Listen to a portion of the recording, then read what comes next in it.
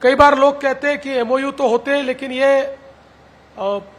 Actual investment में परिवर्तित होते हैं क्या। तो हमारा अनुभव यह है कि देश में शायद इसका रेट कम है,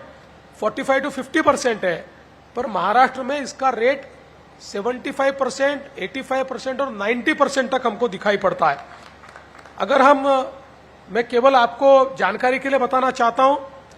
कि हमने जो पहली एडिशन की थी मेक इन इंडिया की, उसमें हमारे विदर्भ में 274 एमओयू हुए थे, जिनमें से 119 का एक्चुअल उत्पादन शुरू हो गया, 14 का निर्माण शुरू है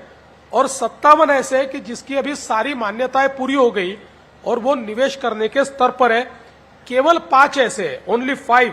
आउट ऑफ 274 कि जिन्होंने कोई प्रोग्रेस नहीं किया है। उसके बाद हमने जो सेकंड एडिशन मैग्नेटिक महाराष्ट्र का किया था, जिसमें हमने विदर्भ के लिए 138 समझौते किए थे,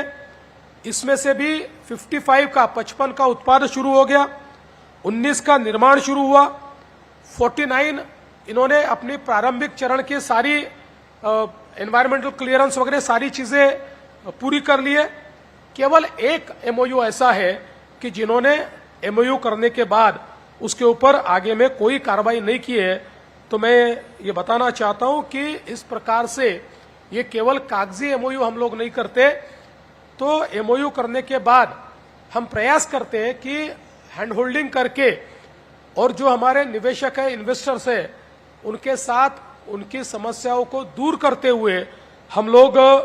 एक प्रकार से ये इसको निवेश में बदलने का काम करते हैं।